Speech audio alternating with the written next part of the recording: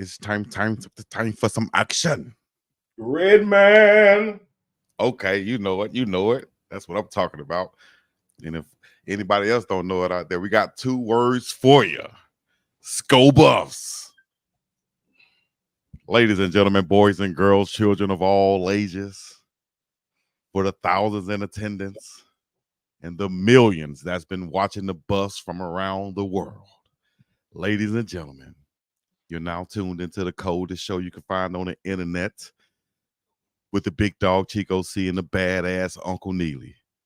Unc, what's happening? Talk to me. Coming off a win this week. I know a lot of people might not even tune in because they wanted to see us come off a loss, but we're coming off a dub that we've been eating on.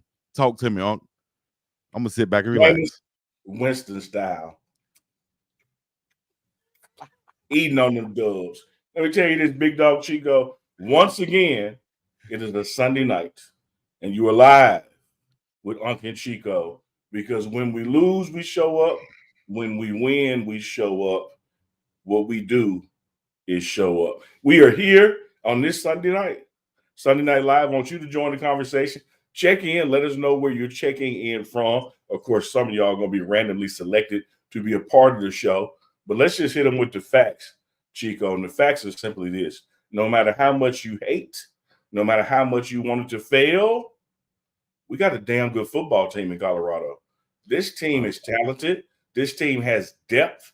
This team, as I said all summer long, could make some noise in the Big 12 and be in Dallas in the Big 12 championship. And then when I even hinted at the fact that this team was built to make the playoffs, people lost their damn minds. But I think they failed to realize that if you're built to compete in the Big 12, if you're built to make the Big 12 championship and you win the Big 12 championship, you're in the playoffs.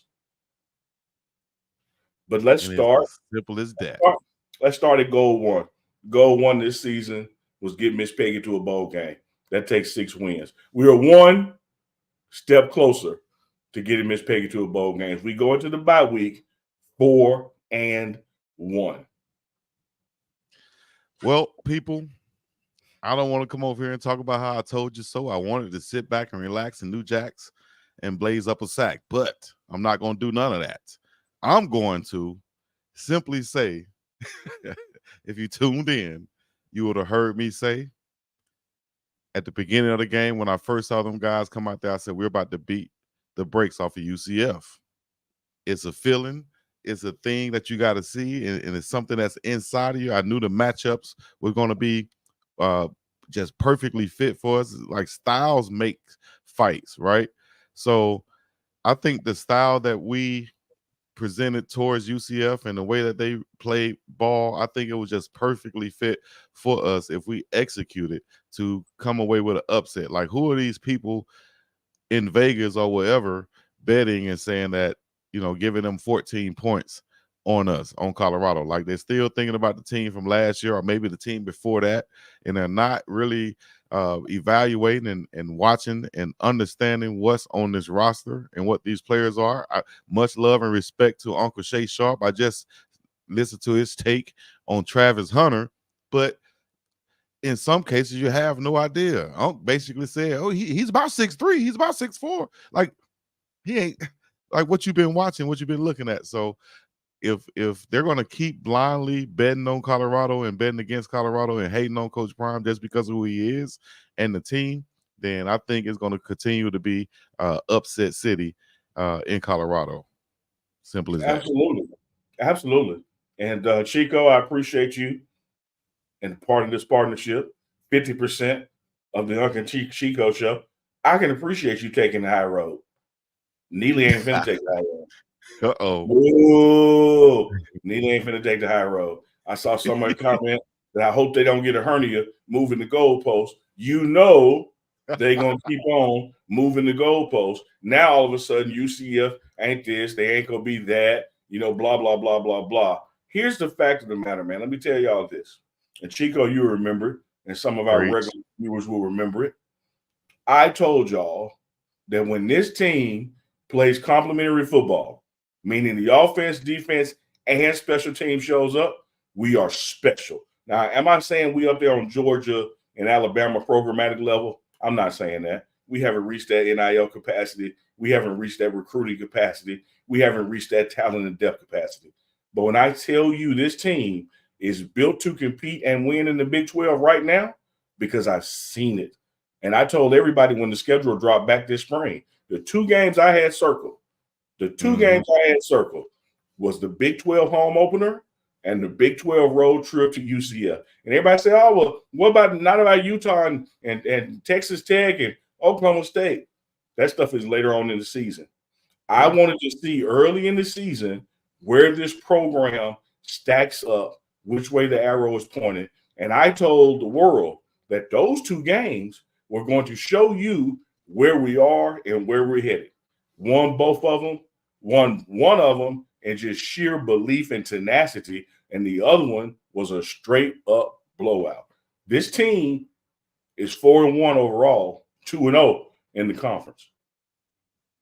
Easy money, should I say, because a 48-21 win in Orlando down there in what they call the bounce house, man, and the crowd. Like, I want to ask you, because I saw in the videos, we saw a lot of support for the Colorado Buffaloes out there, fan support, people all in the crowd and things like that. How was the support just being in the stadium, as far as 50-50 as the crowd, or how was it out there? Hell no. The camera was playing tricks on y'all on TV. That's what they showed. That crowd was overwhelmingly UCF. They don't call it the bounce house for nothing. That place was rocking first quarter. That place was rocking second quarter. But it became more bounce to the ounce when the wheels came off, because they started to get the hell up out of there. And the bounce house went to the ounce house. I got half on a half ounce. It wasn't no bouncing in there at that point. But I'm not going to say that that was a 50-50 crowd. That was clearly their stadium. They had a big noon kickoff there that day. It was a nice atmosphere. I'm not going to put it up there with, say, Nebraska, because it's a smaller venue. But they were loud. They were vocal. They were doing their thing, man. So the bounce house is a real place to play in. But we took that B off that B. Ounce house. Ounce house, baby. We're going to officially call it the ounce house because we're blazing up a UCF pack. Huh? That's wrong. Is that wrong to say, y'all? Let me know in the chat if that's wrong to say. But we up in here, man. Shouts out to Goonsville Clothing. Shouts out to the Glass House Optical. Shouts out to mdjoriginal.com. Y'all make sure y'all go support. Everything is in the link or in the description below. You'll see it down there. Just click under. You can also join this channel. Myself and Uncle Neely. If you haven't subscribed yet, please do so. If you haven't liked the video yet, all that takes is a click of the button. Please, just like that. You feel me? Uncle Neely, what's another recap from the game? Because we're going to get into our players of the game. And let's just recap and talk about some of the big plays in the game. We saw Cameron Simmons-Craig with the return. Shedeur Sanders, of course, is on point throughout the game. Of course, he had that first pick, but I said when I was calling the game live, I said, man, he's going to be pinpoint from here on out. 28 of 35, 290 yards, 3 touchdowns, 1 interception. We had some good running from Isaiah Augusto, 4 carries, 39 yards. Dalen Hayden, 11 carries, 33 yards, and a touchdown. Michael Welch came in, 5 carries, 26, and a TD. Talk about some of the big plays and some standout performers in your eyes. Well, before I go to the big plays and standout performance, I want to do a team concept if I can, because I think when you touched on Shedeur throwing that interception, keep in mind that was the 3rd play of the game. You do nothing on first down, nothing on second down, and 3rd down is an interception. Last year's team would have folded right there. Last year's team would have folded right there. I didn't say players. I didn't say Shedeur would have folded. Travis would have folded. Last year's team would have folded right there. What does this year's team do? Go get them interception. Now it means nothing. It's 0-0. Y'all got to pick. We got to pick. Let's play some ball. And you see what happens, after that. And simple things like Coach Prime taking the leaders on a retreat this summer. Simple things like putting the phones down in the cafeteria, get to know each other, because he said all summer long, we've been together. He said The Oh, more would we you- the more we get to know each other, the better we're gonna be in tough times together. And you see that happening. This team has gotten so much better since Nebraska. This team has gotten bounced back to them when we have a bad play or something go wrong in the game. Look at last week, those drops that LeJontay Wester had, and then he catches the Hail Mary. Because there was no quit in him. There's no quit in this team. And one of the things I really loved about the game, man, is to see Cameron Silman Craig. And I know he doesn't do it for this. He's a great player who plays for the right reasons. I love to see him get something that shows up in the box score because this guy will look up and you see he has 10 tackles. But if you could do a drop down menu on those tackles and see when they were and how they were and situationally what was going on, he had way more than the impact of 10 tackles. And to see him get to the ball, get that ball off the ground and take it for a touchdown, I think that was a special moment for him. Mata, to be on the road, the field goals and the extra points. Of course, 2 on 2 and 12 on 12. But to all the folks out there who said that we don't have no running game, I think for 2 weeks in a row now, you've proved that wrong. And look at the guys who stepped up on defense. You hadn't said their names all year, but they got an opportunity this week. Arden Walker, Tajay McCoy, the impact they made, Chidoze being back. This defense has some depth and some talent to it at each of the levels. I'm excited, man. If we play complimentary football, it's going to be hard for people to run with us. Let me give a shout out to Jalen Wester, who put his head on the ball, on the football as the runner was running. That's who caused the fumble. That it popped right into Cameron Silman Craig's hand, and he dipped out on it. He carried that thing like, hey, I'm not even gonna look back and see anybody chasing me. It's like when a dog is chasing you. He just kept running till he got to the end zone. So, big play from him, and also my main man, Mata don't miss. He's out of sight. Mata don't miss. He's dynamite. Mata don't miss. Okay, that's some 70s sitcom shit right there, boy. I know what you. Well, when I seen that Mata don't miss song, hey man, he makes them things. So shout out to him too, coming up clutch. Big play call from Coach Pat Shermer to get it out of bounds. Clutch catches from Michael Welch on the sideline out of the backfield. Will Shepard did his thing with a huge touchdown catch. So many people we could talk about in this game that made big plays. That's what Coach Prime was saying. Everything came together this game: offense, defense, and the special teams. And if we can continue to do that this season, the Big 12 going to be in for a problem, man. If they continue to just think about us like a last year's team or keep down Coach Prime, like I said, keep doing it. I see the guys on the sideline that he's hired on his coaching staff. Coach Rob Livingston, shout out to him. Coach Sapp. Coach D. Lewis, oh man, that really stood out to me. Coach D. Lewis continuing that to coach on the sideline and to fire his guys up throughout the game, because that's what it takes. Not just before the game in the halftime. No, every possession he's in their face, letting them know, hey man, it's time to hunt and get to the ball. I love that about this staff now that Coach Prime has.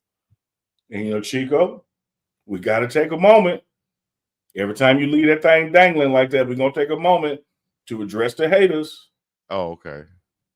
Do you remember when Coach Prime named Rob Livingston as defense coordinator, and everybody was in the comments, who the hell is Rob Livingston? He's never been a coordinator. He's never had a room on his own before. He's just a scout in the NFL.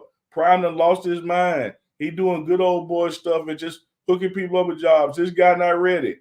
Where's all that talk at now? Shh. Look at the points that have been scored on this team in the second half this year. Go look it up. About 7. About 7. I'm talking about holding people, man. The defense. Big time playing from the Road Warriors.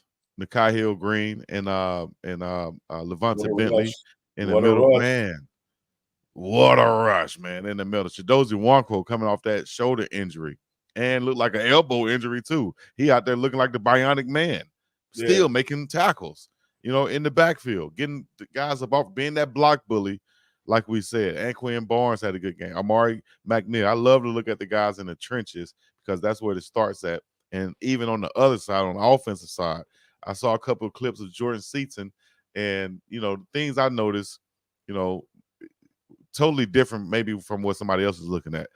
I was looking at Jordan's eyes because we got great shots from Well Off Media, thanks to Deion Sanders Jr. In that big rig I saw him carrying. But I was looking at his eyes, and as they were running the twists and the stunts, his eyes were in the right place. He wasn't locked on one man. He was engaging in this guy, passing it off to his guard while locating where the stunt was going to come and then picking that up. Beautiful job by Jordan. Lets me know that he's comfortable. It's not too overwhelming for him. A day one starter as a freshman. So, just shout out to Jordan and shout out to the whole offensive line for really doing their thing. Kareem Harden stepping in and really bouncing back after, getting the penalty on the first play. Hey, that's nothing. We're going to bounce back from that. Great job by him stepping into that starting lineup for Khalil Benson. So I just want to shout out to guys in the trenches. And I just want to shout out to haters. What did y'all say about this offensive line? What did y'all say about this offensive line coach? When we left Nebraska, throw the whole line away. They can't block for nothing. They're worse than last year's line. I don't know what Coach Lodeholt is doing. 2 games later, you can hear mouse piss on cotton in Texas. Damn. Ain't nobody saying nothing now. And the reason this team didn't fold is because we see it in practice. We know what these guys are capable of. We've seen them work all summer. We've seen them work all fall camp. They just needed the opportunity for it to gel and come together in a real game time situation. And I think you've seen that post Nebraska. Man, people be hating when Coach Prime say, if I don't see it in practice, then you're not going to see it in the game. Man, every coach said that, man.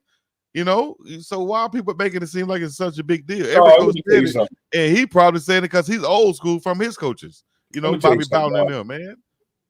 When I coached down at, shout out to Mendenhall High School, head coach Monroe Allen. We call him Chucky. When I coached down there, man, practice is about one thing and one thing only. Who can I trust on Friday night? Or in this case, who can I trust on Saturday nights? Because I'm going to put you in situations in practice to know if you fumble, to know if you catch, to know if you block, to know if you stay on assignment, alignment, and technique, et cetera, et cetera, et cetera. So if I don't see it Sunday through Thursday, or I see the opposite of what I want Sunday through Thursday, why would I put that in a game on Saturday night when I know it's not going to be there? It's not going to happen, big dog. It's not going to happen. And that goes, shout out to Coach Harper. No, you got to slow the comments down. them some bitches going back faster than the stock market. They got to get right. Hey, if y'all want to see the comments, go join the chat. Get in the chat and become a part of it, man. Engage in the chat. I did see a super chat where somebody was apologizing, though. We definitely got to bring that one up. We got 7 super chats. Super chats definitely will be read. I will be reading off the super chats. We got 7 right now. When we get to 10, then we'll go and read off the super chats. All right. Damn, I was going to say something. You had me laughing right there. He said he going too fast. El Hombre in the chat. Everybody in the chat, we appreciate you. Like we said, let us know where you're checking in from and how you're checking in. If we have any different countries checking in out there, Ocho, let us know. Get in the chat. Speaking of country, speaking of checking in country, your boys in Mississippi. I'm in the MI Courier letter. Are you back in the crib? I'm at the crib. Mississippi in the building. I'll tell you something. Man. Coach Prime said, look, we're going to take off Sunday. That's right. I see the background. We're going to practice Monday and Tuesday. And depending on how y'all do, I'll let y'all go Wednesday the rest of the week. You seen that clip? Idris Elba eating them wings and start coughing? Yeah. Dog, my flight already booked. I'm going home. I'm at the crib, baby. This bye week. Man. Hey, speaking of being at home, I saw Coach Warren Sapp post a picture of some, and I don't know, people have different names of it, but lima beans or butter beans over some rice, and I think some oxtails or either some pool, some beef or something like that. But it could have been oxtails. But point is, and some cornbread. Point is, man, he back home eating good. What are you eating as far as food wise back home? First thing. Haven't been here long enough to eat yet, Chico. Dang. You haven't been here. Just got here. What's on the mind? What's on your menu? I know it's late. No, I'm going to all my local places. Going by Stamp Burgers this week. Got to get some catfish from somewhere. I'm hitting all my dives. I'm talking about, when you stand there, wait on your food, and your feet start to move apart because the flow greasy. Damn. Yeah. I know exactly what you're talking about. That's great. I ain't going nowhere that when they give you the bag don't have no grease spot on it. That's right. That's that good. I ain't going nowhere, Chico. They got an A from an inspection. I need somebody that failed their inspection. Damn. That's where the good food at. I almost said I was going to shout out somebody, but I didn't want to shout them out after that. I want to shout them out because they have some great food in Laney's Barbecue in Selma, Alabama, man. They've been doing it for about 4 generations, man. I'm talking about for a long time. They've been doing it for generations. They don't fail an inspection. I ain't saying they don't fail all of them. They don't fail an inspection. But the food is banging. They ain't cleaned out their grease trap every time. That's what makes food good. Do they use the same grease or do they? You know they do. You can't use the same grease with the fish and the bacon or something like that. You can't do that, right? But you know how we do it, dog. Stop playing. You know how they do it. You have some fish tasting hamburgers. Or some bacon taking fish. One or the other. All right, we got 8 super chats. When we get to 10, we will start reading the super chats. Comments coming in. We got Chicago in the building. Man, we got everybody. Greenville, South Carolina. We got a super chat from B. Will. I got to get to you. Kareem Harden. Now he stepped in there, did his thing, like I said. Stamp Burgers, they shouting them out. Black eyed peas and rice. That's what it was. It was some black eyed peas and rice too. Whew. If I can have some of that right now, I'd be in Southern soul food heaven, big dog. Yes, that's all I need. Yes, we got the Goons of the game coming up. Goons of the game coming up with our guy Petros. We're going to see if we're going to have our celebrity news coming up. Also, our celebrity news of the night. We have. Let me see what's on my little bucket list. We got to talk about the bye week and Kansas State. Y'all let us know what y'all think about that. And my last highlight I got to talk about because we had a couple of them in the game. And of course, it's going to be that Travis Hunter interception. And after he did it, he hit the Heisman pose, of course. Everybody saw it. The picture is going viral, and then I just happened to see it. I think it was on Well Off Media. He came in the locker room. He looked at his phone and he said, "Damn, that's a cold picture." That's, he actually reacted to it on camera. People say he's not in the lead for Heisman right now. We always cover this each and every week. I guess we might as well make it a weekly segment. Travis for Heisman, 12 for Heisman, however we want to name it. Let's make our case once again why Travis Hunter is and should be the leader for the Heisman Trophy. Well, I'm gonna break it down to you a couple different ways, Chico. First up, the Heisman Trophy, by the Downtown Athletic Club standards, not Neely standards, by their standards, goes to the best college football player in college football that season. All right. Now, there's a little twist to it.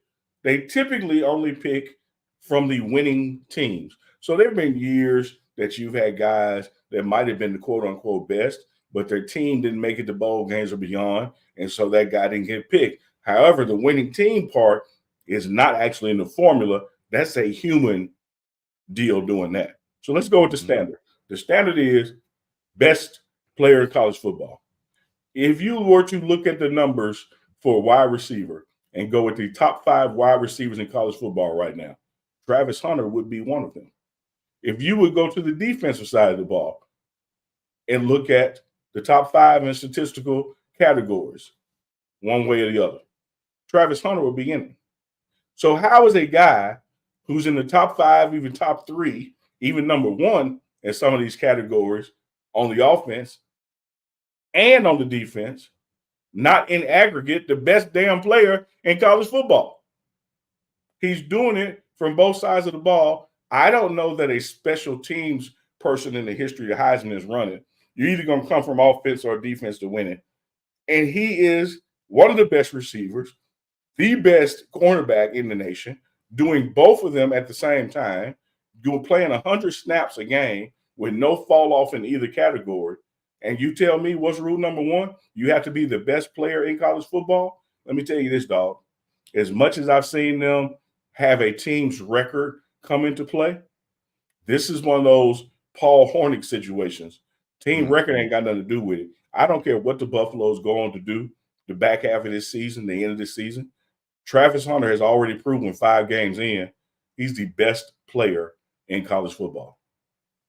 First 4 games, 7 catches, 132 yards versus NDSU, 10 catches, 110 yards versus Nebraska, 13 catches, 100 yards versus Colorado State, 7 receptions, 130 yards versus Baylor, 9 catches, 89 yards versus UCF. That's a record to have 4 consecutive games over 100 yards. He is what he has now, 2 picks already. Is that 2 picks or is that third one? I think 2 picks. Ash, what is that? Is that his second pick, Ash? Yeah, I think that's his second or third pick. So you talking to Pig Yoda? 46 receptions, 561 yards, 6 touchdowns. I said if he had double digits touchdowns and 4 to 5 interceptions, it should be automatic. 1,000 yards he's on pace to have, it should be automatic. You know, I think, and that's what he's headed to, man. Nobody else has ever done this.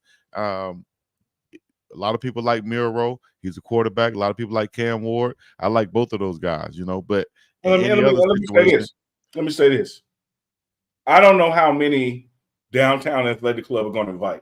It's not always 5. It's not always 3. It's not always 4.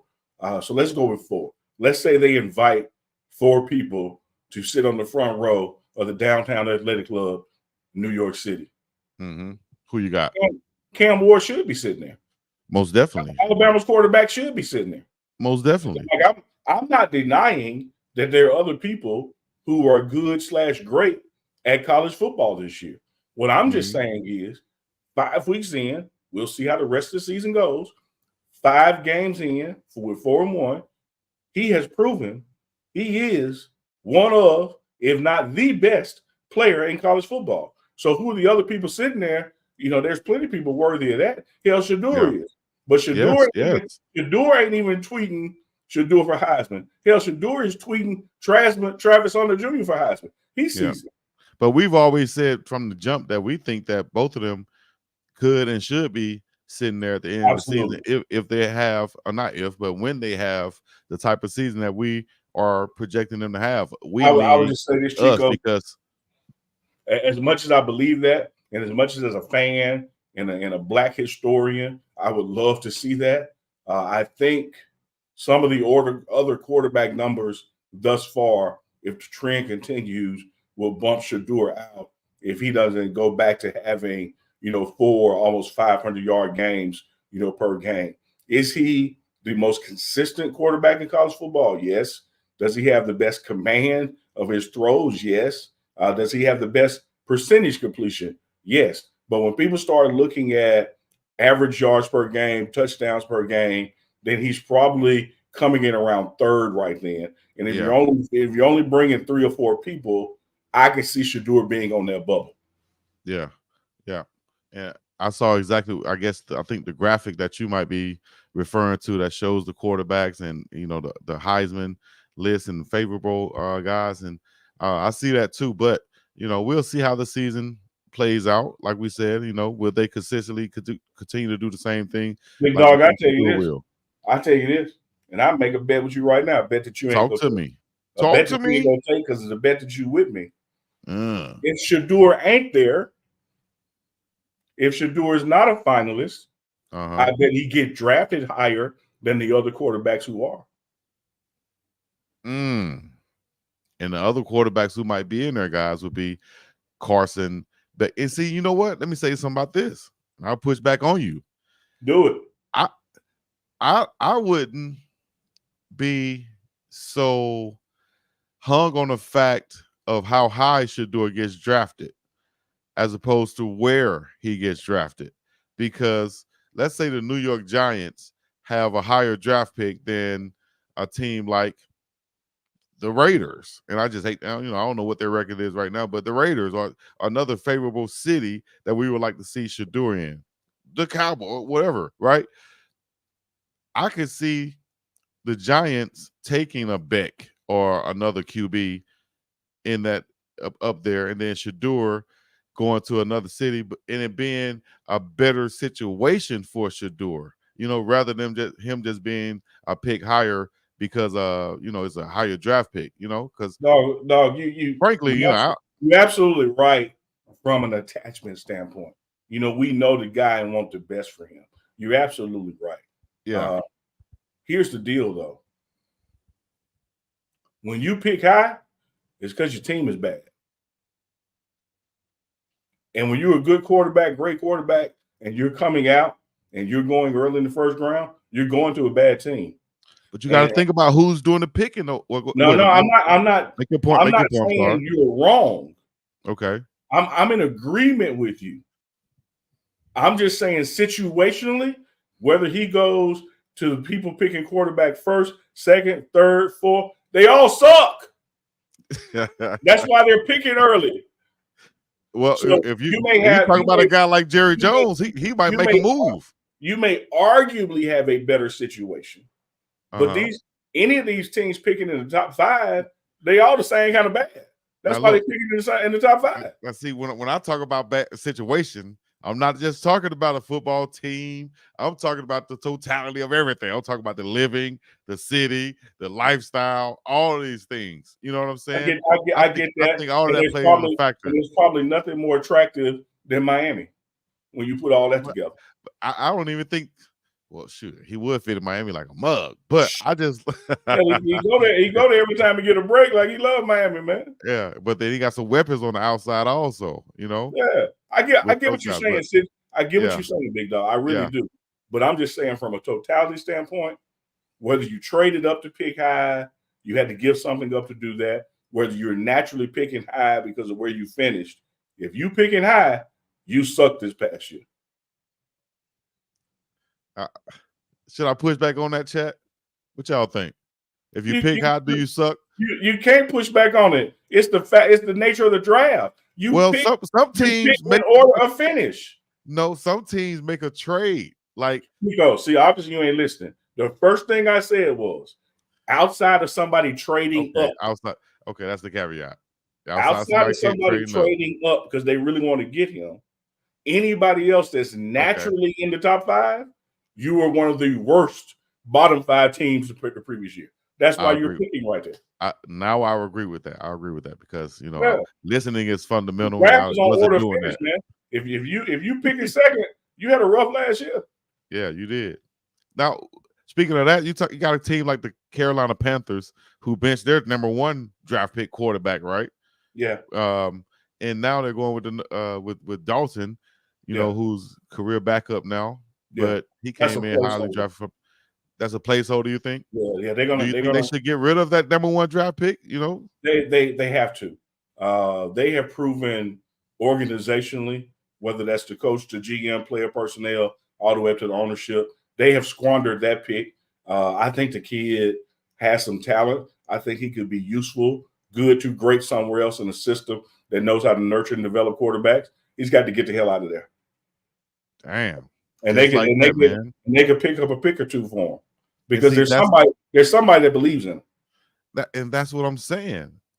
Somebody he got picked higher than the other quarterbacks, but just the wrong situation for him. Oh, absolutely wrong situation. I feel. Look, dog, Let me date this. Let me date this gray hair. If Brett Favre stays in Atlanta, you never would have heard of him. Exactly. He had to get the hell out of there. Yeah. That wasn't the right environment for his personality. He goes to Green Bay, smaller market, smaller town, less distractions. Hall of Famer. Yep. I can wear my blue jean cut off shorts now. I ain't got to worry about nobody judging me, man. But I feel like that too, coming to, just to put it on myself, my perspective, I feel like that too coming out here to Hawaii because, I had teammates that was from Atlanta, and this is why I used to, no hate to Atlanta, but Atlanta is Atlanta. I had teammates in Atlanta. They used to call me, what they call me, like they say I used to, team issue is what they call me. Like, what is team issue? Like, man, every time I see you, you wear team issued gear. Like, wear your designer clothes. I'm like, man, I'm not going to be like you guys. All over was from Atlanta too. And they all, went out on the weekends with designer clothes and stuff on. And I have on my UAB gear. Hey, point I'm trying to make is I feel comfortable out here in Hawaii. I can wear. Y'all might as well call me T.I. Team issue. Team issue. Why not? I looked at it like it's free gear. I'd be damn, what we're gonna be doing. It is. Yes, it's clothing. What? Chico. So I'm comfortable. I'm gonna dress free and eat free every chance I get. Say that again, Unc. I'm gonna dress free and eat free every chance I get. Oh, you go ahead. Since that's a bar, you can go ahead and put the third one in there. I'm gonna turn up on a hater every chance I get to. Speaking of turn up on hater, how about that win at UCF where they had us 14 points underdogs? We go on the road and win by more than they had us under. That's to the haters. That's turning up on every chance. 48-21, just in case y'all forgot. 48-21 was the final. Oh, we're not gonna let them forget. For all you haters out there, I going into the bye week 4-1, and everybody acted like we were going to go into the bye week 1-4. Yeah, you have people, and we're going to get into this on another show I also do, but we have people who, and it's okay. I said, I think you said I take it easy, but it's okay because I understand. But you have people who cover the Buffs, who have been covering the Buffs, and they just didn't believe. They didn't think. They picked UCF to win. They still don't. Do you think it's because of just from what they've seen in the past, or do they think it's just? Stop playing. I know you're trying to. Bring it to me, dog. I know you're trying to tee that thing up for me. I'm just trying to set it up, like this right here and like that. They don't believe. Let you do what you do. There's a cadre of people across America, not just one particular geographic location. This is from coast to coast. There's a cadre of people across America who do not believe in black leadership. Not only don't pineapple to the big apple. They don't want it. They don't want Coach Prime to be successful because then more people like Coach Prime will get hired. So they don't want it to work.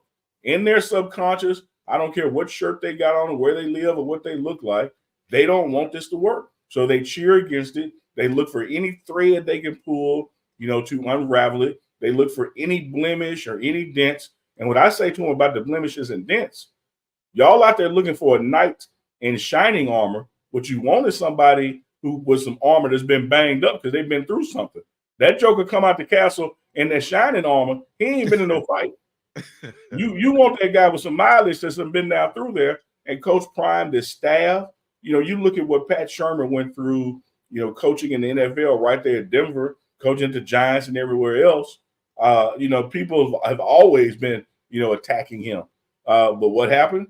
He comes here and look how this offense turned around. The very offense that people were complaining about in week 1 and week 2. Now we are 5 games in and nobody's complaining anymore. This team is built to persevere. It's built on resilience. And there's a black man who's unapologetically black at the tip of the spear as head coach. As we usually do at this time, I got to hit you with a yin line because you sure ain't. But you gotta be in the barbershop chair with the plate in your hand. You ain't lying. He ain't lying. That's my guy. He whooped Joe Lewis's ass. That's why he did whoop Joe Lewis's ass.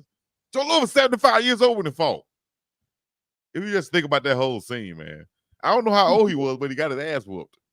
The man had just come out of retirement to fight Rocky Marciano. The man was 76 years old. One time, Frank Sinatra came down and sat in this chair right there. I said, Frank, just between me and you hang out with Joe Louis. How old was Joe Louis? You know what Frank said to me? He said, hey, Joe Louis is 137 years old. 137 years old. Oh, man, you ain't never meet no Frank Sinatra. You're Okay. lying. And you sure don't know no Martin Luther King. Yes, I did. I walk around. The irony of that is he said Martin Luther King punched him in the chest. Martin Luther King was non-violent. Yeah. Come on, man. All right. We got to get to these super chats that has come true for us. We appreciate the support from everybody out there. We're going to read these super chats right here. Before we do that, Chico, how many we got watching right now on the platform? Shout them out. We got over 1,200 watching upon the channel. The pregame show coming to you live and direct from Jackson, Mississippi. And the biggest dog, Chico, to the sea and the place to be. I'm probably Chico. I'm probably going to get 2 Uncle Chicos before I go back. This Sunday, next time. I'm either going back next Sunday or next Monday. Okay. So you're not, no need to go back for them 2 practices. No, dog. That'll be this week. No, dog. Oh. So I tell Coach, I tell my good friend Coach Prime all the time, I say, dog, you blessed. You got, or at least once upon a time, had 4 of your 5 kids there. Now you got 3 of them. Mama's here, sister's here. You know, your people here. I said, my mama, kids, and grandkids miss. I gotta go home, dog. Got to go to the crib, dog. Definitely. Super chat. JP's revenge. Unc, I want to apologize to you. After the Nebraska loss, you told us that the team was still focused to compete, and a lot of us weren't trying to hear it. That's from JP's revenge. JP, I want to thank you for the super chat and the apology, and I accept your apology. And let me give you some more information. JP's revenge. The odds are against us going undefeated the rest of the season. We're probably going to lose a game somewhere. Shadur's probably going to throw an interception. DJ McKinney's probably going to drop an interception. One of the backs is going to fumble. What do I mean by all this? I'm telling y'all, shit is going to happen. It's going to happen. The difference between this year and last year is that it's going to roll off of us. It's not going to carry over to the next series or to the next game or games. This team is built differently. Resilient, determination. Don't take bad plays to the next play. Don't take bad games to the next game. We're going to win some ball games. Miss Peggy is going to a bowl game. There are no divisions in the Big 12. We keep doing what we're doing in the Big 12. All we got to do is be in the top 2. You go to Dallas in. You very well could get to the Big 12 championship, and you're playing somebody that just played 2 weeks ago. Ladies and gentlemen, boys and girls, let's go to the next super chat. Coming in from Geraldo Ramos for the 199. Coach Prime with Unc and Ocho later. Yes, it comes on later on. You guys can tune into it right after this one. They'll be coming up next. Unc, y'all getting ready over there? Yeah, Unc say he getting ready, putting on his lip chap. I'm over there putting on my lip chap, Ocho. JP's revenge back again. Go ahead, Unc. What'd you say? No, I was just going to say, I think my Uncle Byron is going to be on there with him. You wild for that, man. Shout out to Tracy Ward. Yeah. Neely deserves his. I told you, boy. He hit. Okay, you hit him twice with that right there. Okay, appreciate it. JP's revenge. Wasn't there an old show back in the day called something? JR's Revenge? I don't know. No? JR was with Dallas. I don't know if he had a revenge. Yeah. But JP, let me tell you this. Again, I appreciate that because, like I said, after Nebraska lost, the goals that this team has set forth from the head coach were still in play. Get Miss Peggy to a bowl game. That's 6 wins. Contend for the Big 12 championship. That means be 1 or 2 in record of the Big 12. You get to that game and win it, you're in the playoffs. I think the SEC and some of these other conferences are not only going to have their conference championship in the playoff, they're going to have 2 or 3 other teams. The Big 12 is likely only to get 1, and that's whoever wins that conference championship. So if you want to go to the playoffs, your goal has to be to make and win that game. Our first goal to that path is getting 6 wins. We're 2 away from it. And guess what? There is some parity in the Big 12. A lot of people pick Utah to win it. They They're ranked number lost. 18, and they just lost to They Arizona, lost. 23-10. So And then listen, it can the happen. first win that they got didn't count as a conference game. So listen, it can happen. We can get there and not even be facing them in the championship. Absolutely. So coming up soon, we got Goon of the game before we get up out of here, and we're gonna have our celeb news of the night. We're supposed to have our top 5 R&B groups. Goodness gracious, we have super chats coming in right now. This one right here from PABWS. Y'all gonna learn to not doubt Uncle Neely. Neely been telling you haters since the JSU days about CP, Shador, and Travis. Yet you haters still won't listen. How many times does Neely have to prove to you fools wrong? How many times, Coach? How many times? Well, you see this finger right here? That's Coach Prime. Yep. You see this finger right here? That's Shiggity Shador. Hey, come on, y'all. I see it. I'm like an old umpire. I'm just calling like I see him. I'm at practice. I'm in the team meetings. I see the work put in. I'm just calling balls and strikes. Now, what y'all do with information is up to you.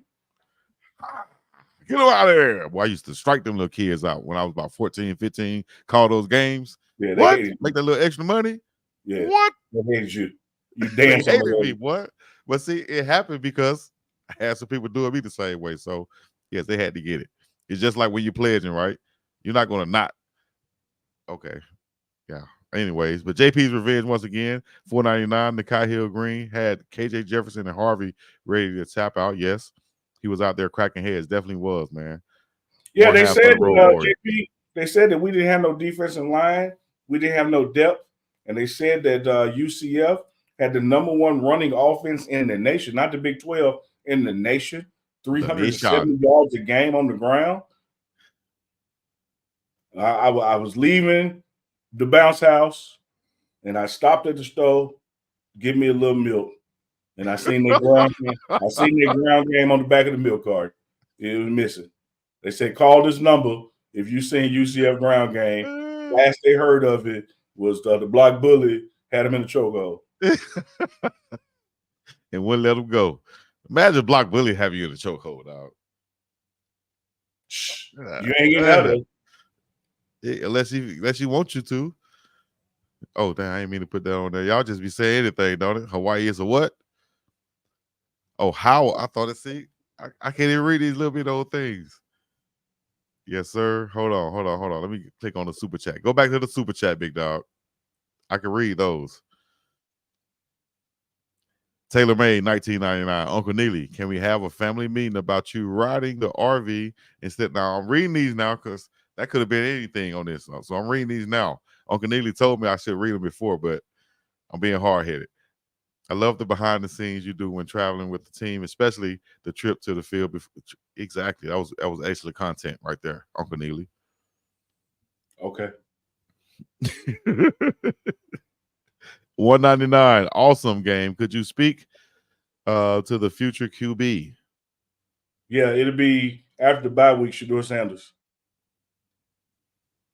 The future is now. We'll let the recruiting staff handle who's next for next year. But right now, we focus on what we got in the games ahead of us. JP's revenge once again for the 499. Shout out to the Nikai Hill Green, Cam, Jalen Wester, Kareem Harden, Sammy Sachs, Shadozi, JC, BJ Green, Preston, etc. That was a great team win overall. Exactly. I think so too. Let me tell you how crazy I am. Let me tell you how crazy I am, JP's revenge. One, appreciate your super chats. Appreciate you checking in. You clearly know ball. I'm sitting here this whole time going, damn, JP look like Marvin Hagler. And it is a picture of Marvin Hagler. That's a picture of Marvin Hagler in his profile. Yeah. With the shades on. I was like, damn, man, that bro look just like Marvin Hagler. Hell, it is. Who did they model Apollo Creed after in the Rocky movies? I think they modeled him after was it Ken Norton Jr. because he was a businessman. I think while he was boxing back in the day, he used to wear those suits. I think I saw that on the documentary or something like that. It was Ken Norton Jr. You having them weed conversations now. We're having a weed conversation. What you call that UCF pack? Yeah. Celebrity news. We got Miss Arlie, who just checked in with us. She's backstage. We're gonna bring her on. Also, we got our goon of the game getting ready to check in with Petros.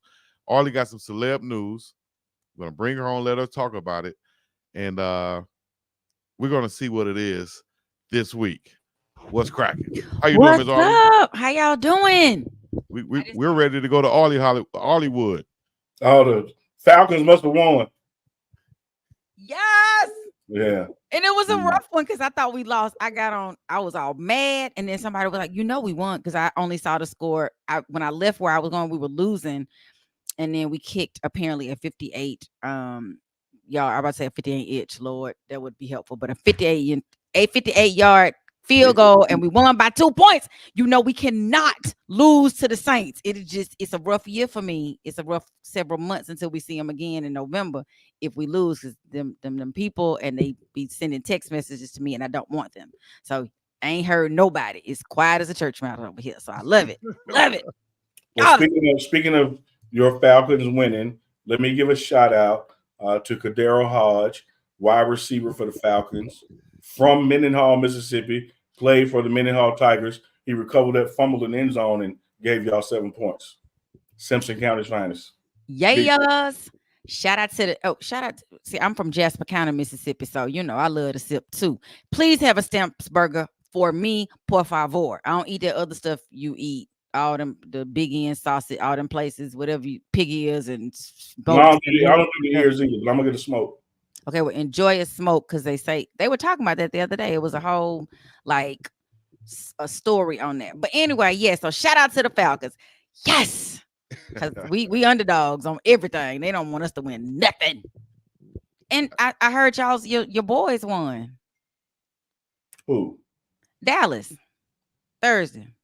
Yeah, one not to celebrate. Okay, it was just Giants. Yeah. I know, but you were always the Giant killer. So. Exactly. So I was like, I expect that. Oh, okay.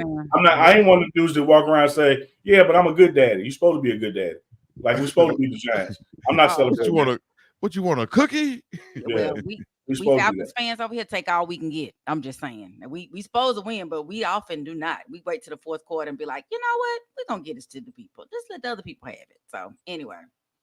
But shout out to everybody out there in the chat. My name is Arlie of Arleywood. It's an L. People always want to call me Ari, which I take whatever, as long as a check cash, I'm good.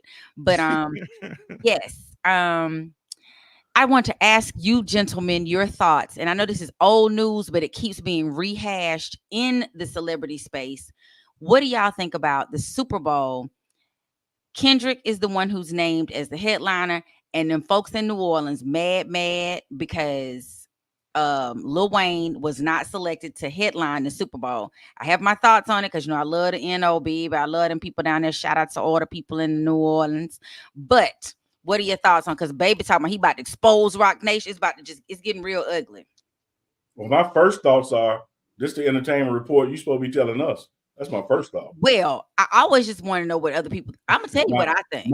My second thought is I think they just fake mad. Like the Super Bowl been going on for everywhere every year, and the minority of the times, the artist has no reflection of the location because the Super Bowl is bigger than the location. Fact. But in the South, okay, let me say this. So the South always talking about we got something to say. When they came to Atlanta, Atlantans were mad that, Jermaine Dupri didn't have anything to do with like the way it was all done. We got Outkast from Atlanta. We got T.I. We have Ludacris. We have all these huge artists that are born and bred here. 2 Chainz. And so in our minds, we were like, okay, this should be an opportunity for local talent that was born and bred here to be able to showcase their talent on an international stage. Because everybody watched well, not everybody, but the Super Bowl is watched by many, many people, especially depending on who gets in it. So I feel some kind of way that we don't know what it's going to be like. Perhaps there's going to be kind of like when they did it in LA and, they had Mary and Snoop and 50. Maybe they're going to have like a amalgamation of people, but if they do not figure out how to put Lil Wayne in it, Baby said he coming for Jay-Z. And there's this whole rivalry that I didn't even know they had a little beef when back in the day, Jay-Z tried to sign Lil Wayne and he was courteous to say, "Hey, listen, baby, I'm thinking about signing him to Rock Nation." I was like, "No, no," and then he got this like letter, cease and desist. Don't be trying to talk to my. It was notorious interference or something like that. So it's going to be interesting to see what happens at the Super Bowl and how things start to shake out. I think people like a beef. We are the nation of people who want to see a train wreck. We just waiting on a train wreck. We're gonna watch it, rubbernecking as they call it. And so I hope I don't like the beefs because as we know in our age group that beefs turn deadly. We missing Tupac and Biggie over some foolish beef. At least that's what the media tells us. They're officially promoting it in a sense with Kendrick Lamar's biggest song right now being the song that's dissing Drake. So that's putting the beef on a huge stage unless they're telling him not to perform that song, which I don't think that's going to be the case. So you got to ask yourself, why did they pick Kendrick Lamar? Why didn't they pick Lil Wayne? Well, with the thing that went on, what was it, Super Bowl a couple years ago with Dre and Snoop being in LA, I think people just expected like a trend to continue after the complaints from Jermaine Dupri in Atlanta. So with them picking, or whoever picked or selected Kendrick Lamar, I'm sure could have been a multitude of reasons, dog. It could have been from him, the images or the imagery that he will portray and put on screen during the Super Bowl. But they got to watch out for what Kendrick might do too, because he's so pro-black. You never know what he might put out there that they might not be, so happy with. So I do think at the end of the day, Kendrick I wouldn't say should. I would say it would be a good gesture if he somehow brought out Lil Wayne. But then does Lil Wayne say? But then does Lil Wayne say, "Man, I'm too big to be a damn feature in my own city." Does he have a problem like that? Do they now create a beef with Jay-Z for this because they think he's the one that did all of these things, to retaliate for Lil Wayne not signing with him? Who knows? But I do think that Kendrick Lamar is going to find a way to put on a good show. They could have went a whole other different way with not even rap music, if that's the case. But they did, and this is going to be a situation where they're going to try to recreate what Kendrick did in LA and try to have, I guess, Not Like Us party in New Orleans. I just don't think it's going to go over the same way. Nope. That's just me. I'm just worried I think what's that game? What's the little card game? We had a 3-card shell game. What is the little game where you move the card shuffle? Monty. I feel like they're trying to just make us, we watching the wrong thing. We like worried about all the wrong stuff. And I know in the entertainment space, it becomes actual news. So I don't think Kendrick Lamar is a headliner for a Super Bowl. When you think about the artists they've had, he's huge. But the majority of us, like if you're talking about majority, I like his music, but them folks don't necessarily. I mean, it's going to be interesting to see. Well, they like it too, but I don't know if he has the kind of music, that's going to be able to, like you said, it's going to swing one way or the other, and that's going to be interesting to see how they do it. And they can't have just one artist. They didn't. Well, I guess they can, because didn't Rihanna? Nobody else came out with Rihanna last year, did they? They can't have one artist. I think the artist decides who they want to bring out. But hey, at the end of the day, it's it's a promotions for them. They don't even have to. They don't get paid to do it. They just promote their music, and that's the end of the day. But we're gonna go to the chat and let them decide what y'all think, and then we'll go and get back to it and respond back to it once this goes onto video. Miss Arlie will be in the conversation in the chat, and y'all make sure y'all follow her. Let her know where they can find you at, Miss Arlie. I am on all streaming platforms. Welcome to Arliewood, or you can find me at just Arlie Michelle, ARLEMICHEL.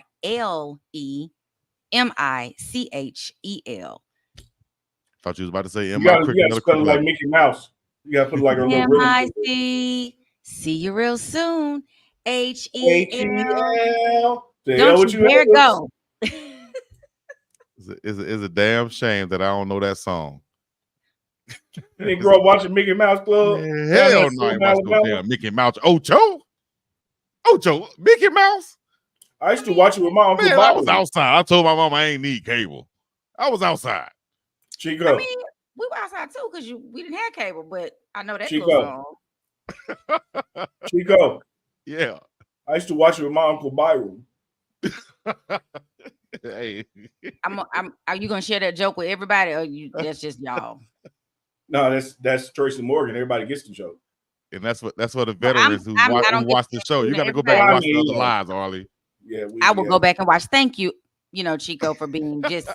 Yeah, I'm just saying, like, I'm just saying. 1,200 people watching. He's in a whole different world now. $11.99 got it, and you want us to explain it to you. All right. No, you're good. Thank you. Miss Arlie. Those glasses are rocking though. I was just about to say those glasses. She if she didn't get it, but she probably should have gotten them from right above my head from the Glass House Optical shop right there. That will be my next stop. Is the Glass House Optical shop. Well, you make sure you do that. No. Well, 1%. I need them for reading. So time out. That just proves she got Mississippi roots. You see, she didn't say what that means. When I asked her, do they got medicine in them? She went right to the answer.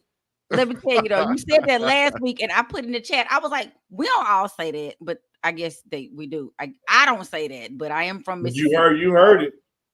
You heard it. I heard you say that. What it meant. You knew exactly what it meant. All right, Miss Arlie. Oh, I didn't mean to bring Petros on too early, but Arlie, thank you so much. Y'all make sure y'all tune in to Miss Arlie. And now we're gonna go real quick now to our goon of the game. This is our guy Petros from Goonsville's Clothing. He's going to present us with our goon of the game. I'll let him explain it. Let us know what your goon of the game is. All good. Just wanted to say what's up, Uncle Chico. Here Sunday night, best show of the week. So Petros. Yes, sir, Unc. In the words of Usher, watch this. Goonsville. Yes, sir. I got to put my hat forward. I always put it backwards. Goons. We had some big plays in the game, man. Some guys who probably deserve a Goonsville hat. We probably should be gifting these guys with a hat or a T-shirt or something next time we see them. But we got some candidates, and a lot of guys made some plays. We'll let you go ahead and go give us your goon of the game. So I put a lot of energy into this one because not only did I have so much fun watching the game and kind of just seeing everybody continuously grow, but then at the same time, what Unc was building off of when I was watching when I was watching the DNVR show, the DNVR pregame show, he talked about, and he even said it tonight, watching for the Baylor game and the UCF game, and I think those were really pivotal in not only shocking the nation, but also showing that, hey, we're ready to go into the Big 12 conference. So I'm actually going to shift it a little bit tonight from a goon of the night, and I'm going to make it a goons of the night.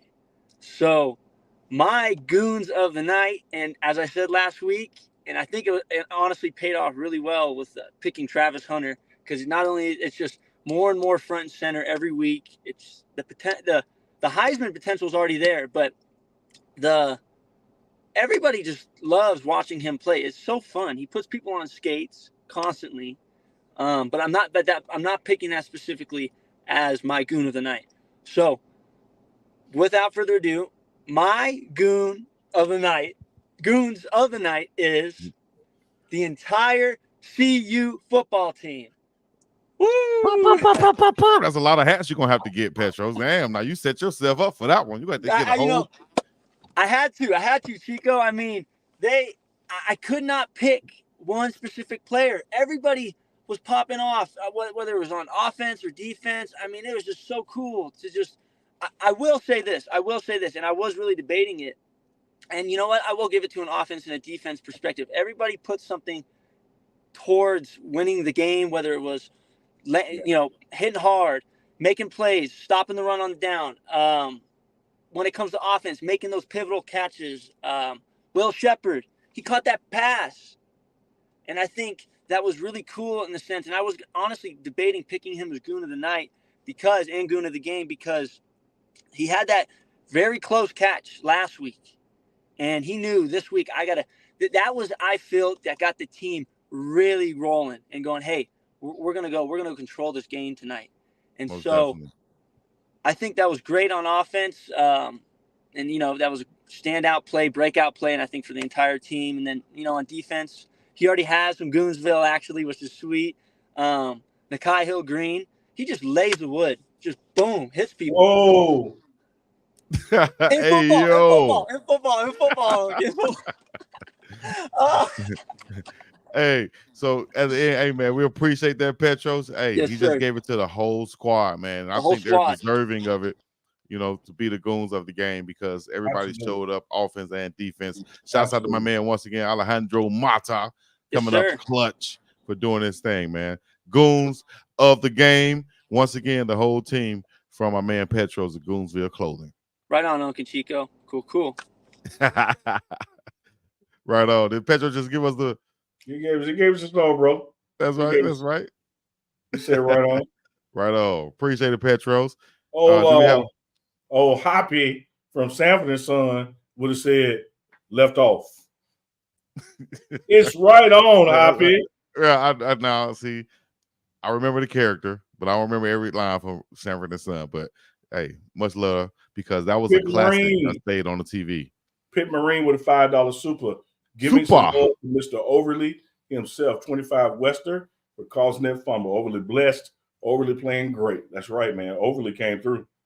Hey, and also some updates and some news before we get up out of here. Red shirts.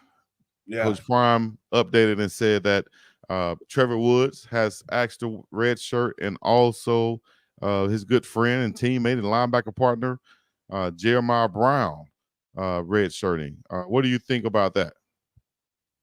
Yeah, I think that's that in this era of college football, that's just an indication that you are intending to transfer, that you want to seek some opportunities elsewhere. This team, particularly on defense, you saw Trevor Woods move from safety to linebacker.